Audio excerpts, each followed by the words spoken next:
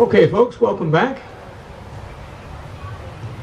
Once again, just a reminder, want everybody to stay on your side of the rope, and our infantry with bayonets will stay on their side.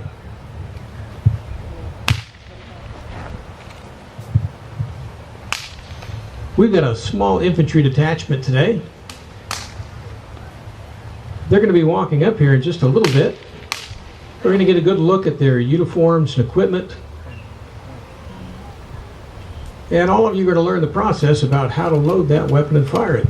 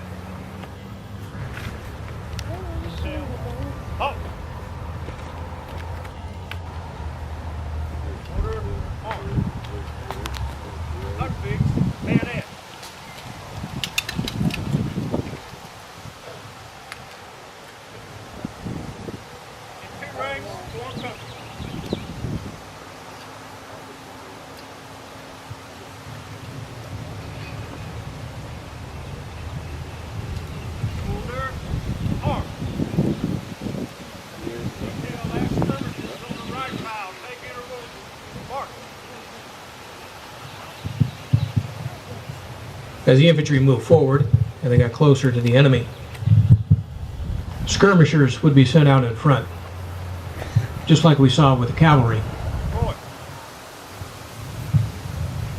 Their purpose to engage the enemy and force the enemy to deploy into line of battle, slow and advancing infantry unit down before they came upon your own. Skirmishers are all about 5 steps apart. Left, face. Quarter, arm. Load! Going the procedure of loading, each man is reaching into his cartridge box on his hip, taking one paper-wrapped cartridge, biting off the end, exposing the powder, pouring the powder down into the barrel, pushing the bullet down inside, and then using the rammer to push it all the way down to the end.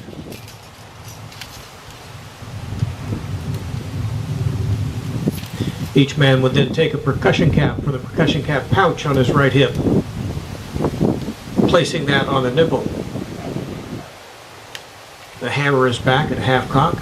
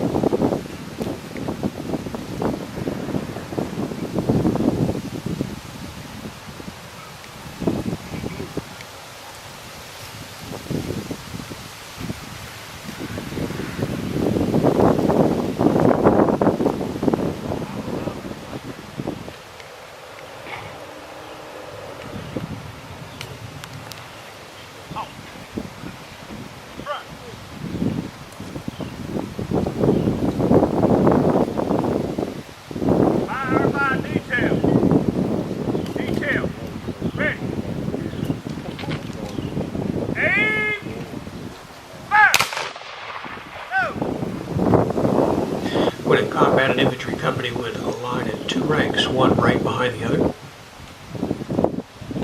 The man in rear firing over the right shoulder of the man in front.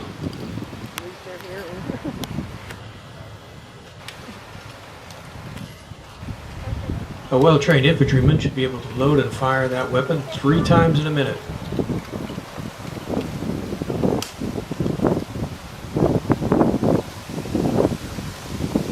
Our infantry today are portraying the 44th Indiana Infantry. Fire by file. Come in. Fire.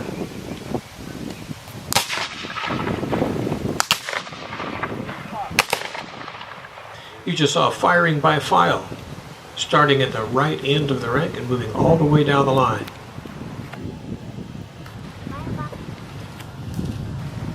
The other 100 guys did not show up. They took a lot of casualties.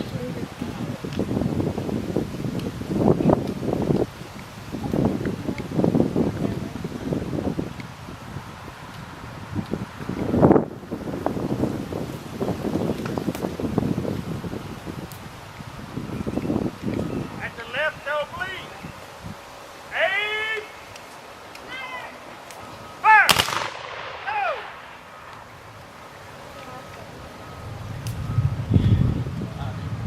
During the Battle of Corinth, here where we're standing and stretching out towards the intersection in front of us, was the All-Ohio Brigade under Englishman Colonel John Fuller.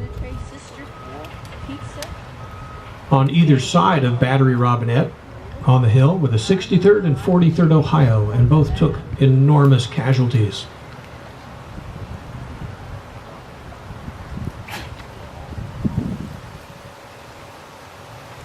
Right oblique. Aim. Fire. Go. Now, although those Ohio boys took heavy casualties during the battle on the second day, it paled when compared to the Confederate casualties as they charged Battery Robinette. The first charge, coming from the northwest, was dismounted Texas cavalry. No horses. Then came Moore's, John C. Moore's brigade of infantry. Fire by rank. Rear rank. Aim. Fire. Shoulder. Over.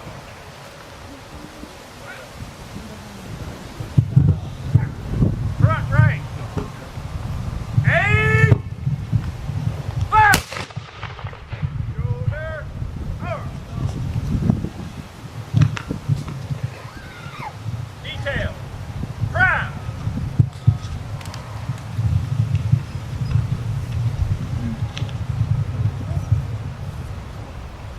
Now in Moore's brigade, who I just mentioned, when they began the battle, they had 1,892 men in ranks.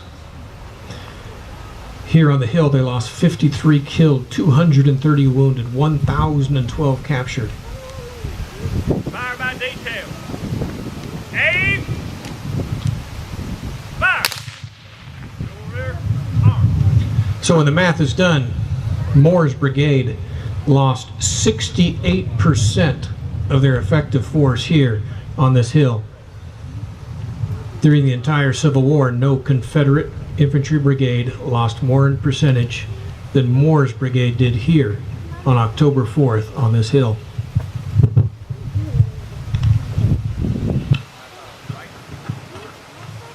Now our infantry is going to come up close so we can get a good look at their weapons and gear and uniforms.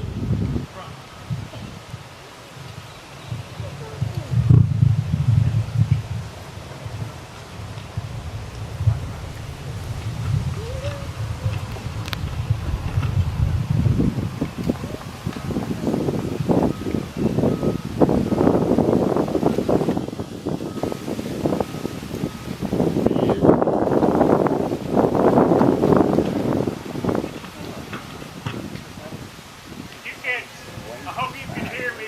Be well to speak out the nearest southern.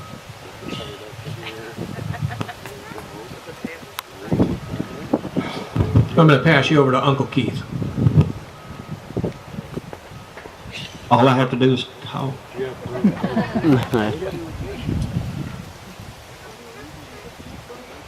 First thing I was going to do is get rid of that sharp object that I was sliding down the hill with. Take a look at the closest soldier that is to you. Right now, the one thing they have on their mind is my lack of putting them at order arms, because they're standing there holding a weapon that weighs 10 pounds.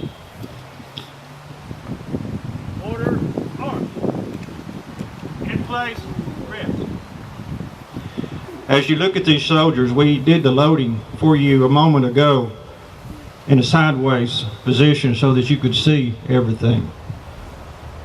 It took 9 distinct steps to load these muskets, and all 9 should be accomplished, and you pulled the trigger in 20 seconds with a well-aimed shot. It took a lot of training. First thing, when the loading procedure, gentlemen, when I call out the accoutrement, if you will, show everybody and open it up. First thing, when you're told to load, everybody grabs their cartridge box. Open it up and you have the paper tube inside that contains the powder and the lead ball. You pull one out.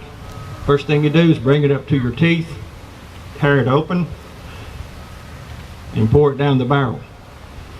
The mini ball is inverted, so when you pour the powder down, it is right there. All you have to do is push it right down the barrel afterwards. Next thing you do is reach for your rammer. Withdraw the rammer, pull it out, ram the charge home to the bottom of the barrel, and very importantly, return your rammer.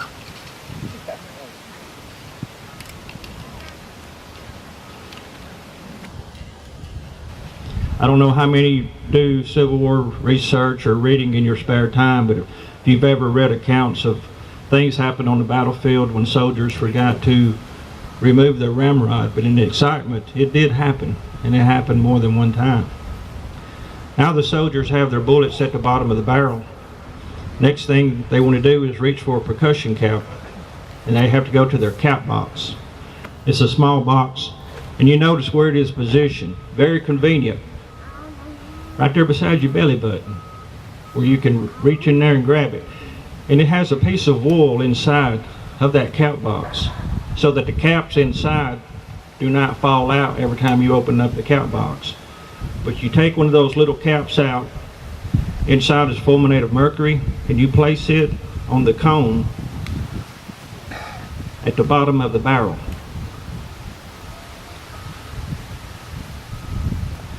And gentlemen, I ask you, if you will, very carefully, to take the cap off for just a moment and let your hammer down all the way onto the cone. And I'm going to ask for silence.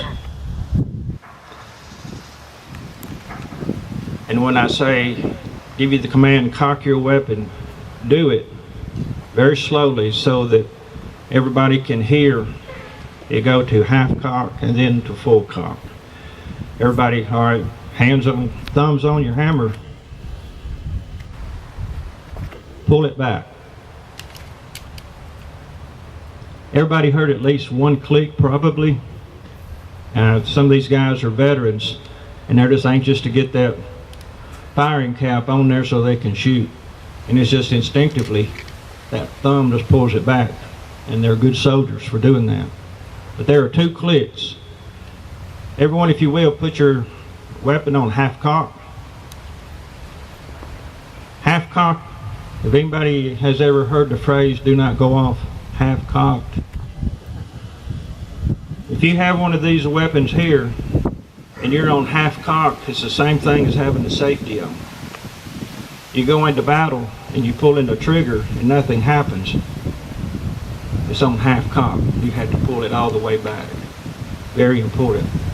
Okay, did everybody really load when I was giving that command? Okay.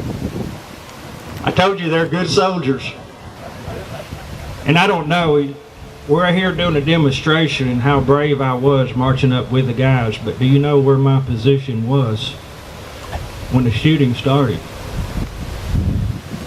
notice we had a front rank and we had a rear rank. And my position is about 15 or 20 yards behind the rear rank. I'm very brave back there, letting my men be between me and the enemy's projectiles coming my direction. And for your safety, we will not fire in your direction. I think it has something to do with attendance or something. Okay. Detail. About face.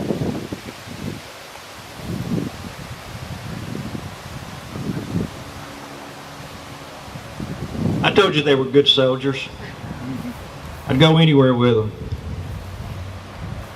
Fire by detail. Detail. Aim. Fire. Shoulder.